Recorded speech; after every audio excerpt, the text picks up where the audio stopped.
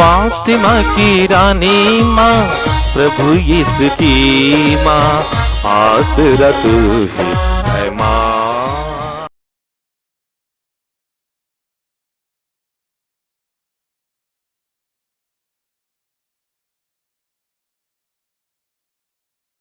पहला पाठ नबी इसायास का ग्रंथ, अध्याय 50, पद संख्याएं 4 से 7 तक।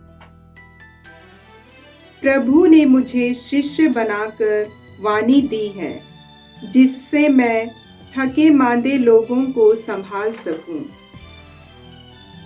वह प्रतिदिन प्रातः मेरे कान खोल देता है, जिससे मैं शिष्य की तरह सुन सकूं। प्रभु ने मेरे कान खोल दिए हैं। मैंने ना तो उसका विरोध किया और ना पीछे हटा। मैंने मारने वालों के सामने अपनी पीठ कर दी और दाढ़ी नोचने वालों के सामने अपना गाल। मैंने अपमान करने और थूकने वालों से अपना मुंह नहीं छिपाया। प्रभु मेरी सहायता करता है, इसलिए मैं अपमान से विचलित नहीं हुआ।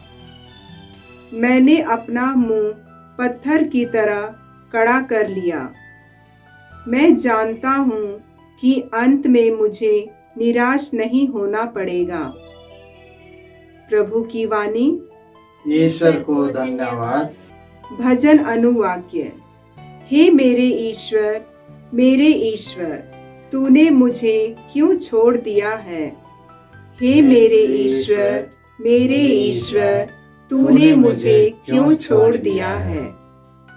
मुझे जो भी देखते हैं मेरा उपहास करते हैं। वे सिर हिलाते हुए मेरी हंसी उड़ाते हैं। उसने प्रभु पर भरोसा रखा है, वही अब उसे बचाए। यदि वह उसे प्यार करता है तो वह उसे छुड़ाए। अनुवाक्य। हे मेरे ईश्वर, तूने मुझे क्यों छोड़ दिया है? हे मेरे ईश्वर, तूने मुझे क्यों छोड़ दिया है? कुत्तों के झुंड ने मुझे घेर लिया है। कुकर्मियों का दल मेरे चारों ओर खड़ा है। वे मेरे हाथ पांव छेद देते हैं। मैं अपनी एक एक हड्डी गिन सकता हूँ। अनुवाक्य।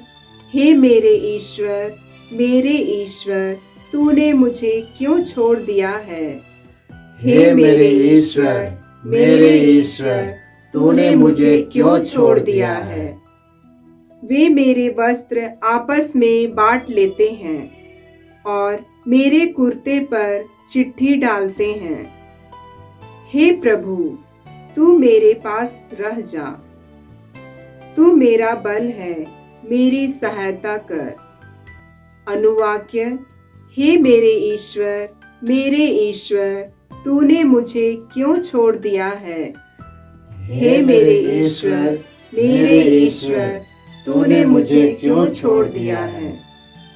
मैं अपने भाइयों के सामने तेरे नाम का बखान करूँगा। मैं सभाओं में तेरा गुणगान करूँगा।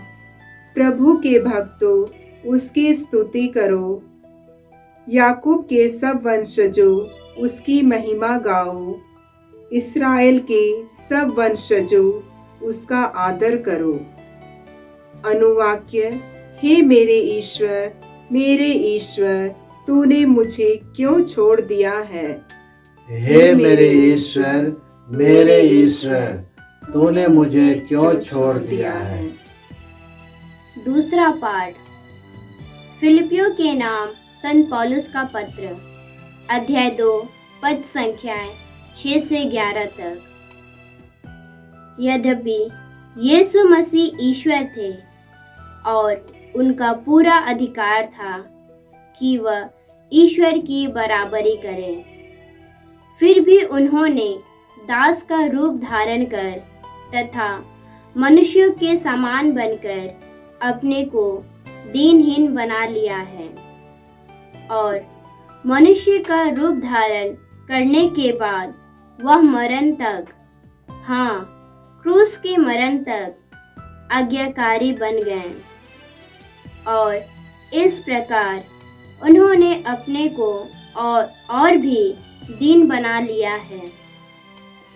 इसलिए ईश्वर ने उन्हें महान बना दिया है और उनको वह नाम प्रदान किया है जो सब नामों में श्रेष्ठ है, जिससे यीशु का नाम सुनकर आकाश, पृथ्वी और पाताल के सब निवासी घुटने टेकें तथा पिता की महिमा के लिए सब लोग यह स्वीकार करें कि यीशु मसीह प्रभु ही हैं। प्रभु की वाणी। ईश्वर को धन्यवाद। जय घोष। मसीह हमारे लिए मरण तक, हाँ, क्रूस के मरण तक आज्ञाकारी बन गए। इसलिए ईश्वर ने उन्हें महान बना दिया और उनको वह नाम प्रदान किया है जो सब नामों में श्रेष्ठ है।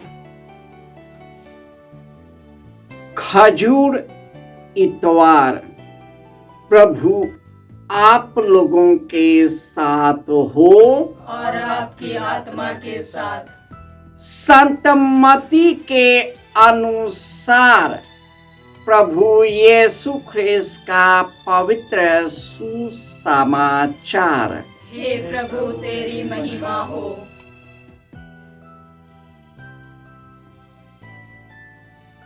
अध्याय 21 पद संख्याएं 1 से 11। जब वे यरूशलेम के निकट पहुंचे और जैतून पहाड़ के समीप बेतफगे आ गए तो यीशु ने 2 शिष्यों को यह कहकर भेजा, सामने के गांव में जाओ, वहां पहुंचते ही तुम्हें बंधी हुई गदही मिलेगी और उसके साथ एक बछेड़ा। उन्हें खोलकर मेरे पास ले आओ। यदि कोई कुछ बोले तो कह देना, प्रभु को इनकी जरूरत है, वह उन्हें शीघ्र ही वापस भेज देंगे। यह इसलिए हुआ कि नबी का यह कथन पूरा हो जाए, सियोन के पुत्री से कहो, देख तेरे राजा तेरे पास आते हैं, वह विनम्र है, वह गदहे पर, बछेड़े पर, लद्दू जानवर के बच्चे पर सवार है। शिष्य चले गए।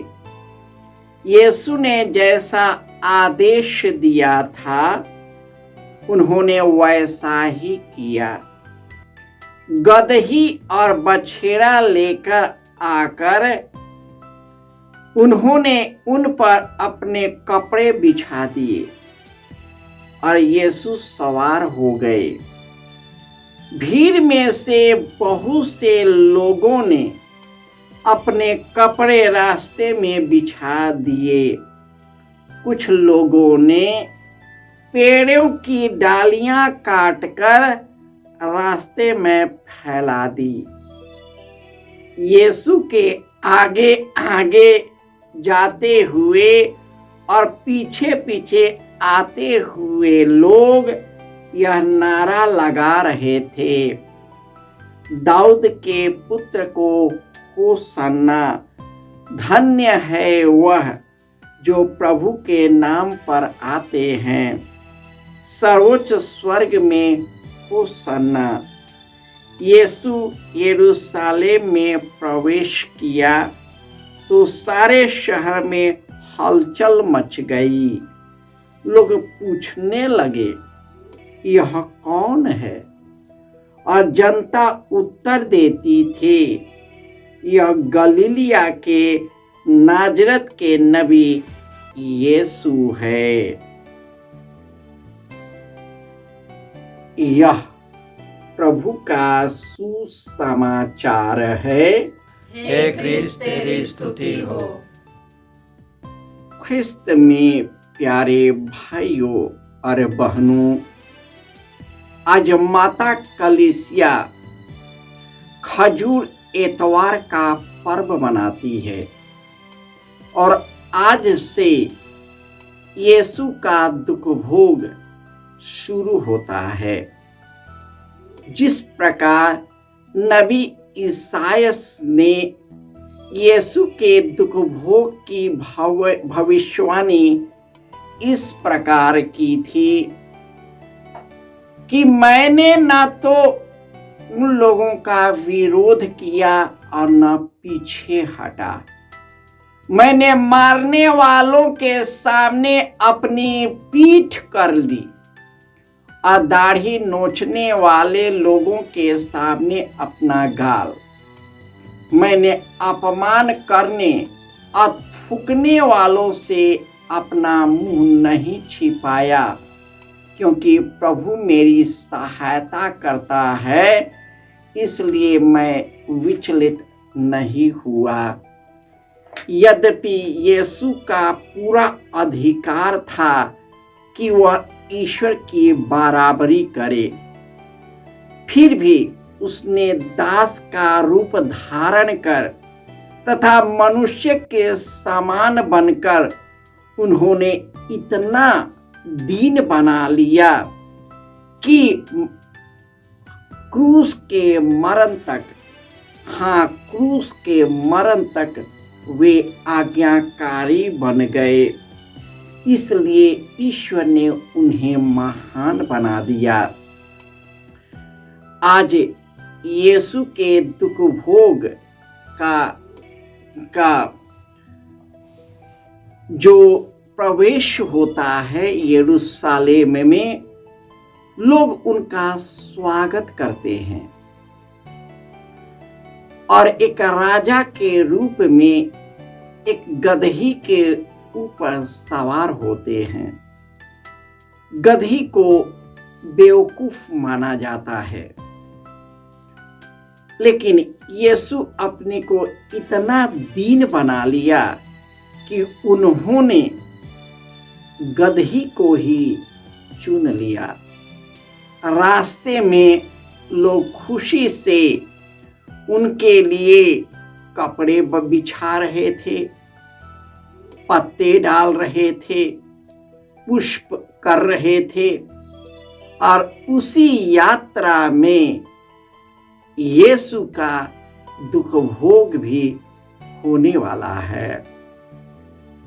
इस तरह जैसे नबी ईसायास ने कहा था, यीशु का दुख भोग शुरू होता है। उसके पहले वह अपने शिष्यों के साथ गेतसमनी के बारे में प्रार्थना करते हैं और उन्होंने अपने आप को समर्पित करता है। रात भर प्रार्थना में बिताया। इसका प्रतिफल यह हो गया कि दुख से लड़ने के लिए उनमें आत्मिक शक्ति हो गई। उनको पकड़ा गया, उसे कांटों का मुकुट गांथा गया। उसके अपने शिष्य यूदस ने उसे पकड़वा दिया। उनके सभी शिष्य छोड़कर भाग गए। जिन लोगों ने उनका उसी रास्ते में स्वागत किया था, सबों ने उसका तिरस्कार किया। और इस प्रकार प्रभु यीशु हमारी मुक्ति के लिए तड़प तड़प कर मर गए, ताकि उनकी मृत्यु और दुख भोग के द्वारा हम लोगों को पाप से मुक्ति मिल सके। तड़पते हुए यीशु, जीवन को देने वाला यीशु, सब प्रकार के चिन्ह और चमत्कार करने वाले यीशु, बीमारियों को चंगा करने वाला यीशु, आंधी और तूफान को शांत करने वाला यीशु, एक ही शब्द में चंगा करने वाले यीशु तथा 5 रोटियों और 2 मछलियों से खिलाने वाला यीशु को प्राण दंड की आज्ञा मिलती है और सब लोग उनके लिए घूस मांगते हैं। ऐसी परिस्थिति में भी यीशु अपने पिता की आज्ञा में बंध कर करके सब दुख सह लिया। इसलिए यीशु को उन्होंने महिमान्वित किया। हमारे जीवन के लिए, पश्चाताप के लिए, शुद्धता के लिए, दुखों से लड़ने के लिए, संकटों से लड़ने के लिए, चुनौतियों से लड़ने के लिए यीशु अपने आप को कुर्बान कर दिया, ताकि हम उनके पथ पर चलकर हम भी उन्हीं के जैसे आध्यात्मिक शक्ति से भर जाए और दुनिया के प्रलोभन, बुराई, दुष्टों पर विजय प्राप्त करे, उनका सामना करे और यीशु के साथ उन्हीं में हम महिमान्वित हो सके। जय यीशु।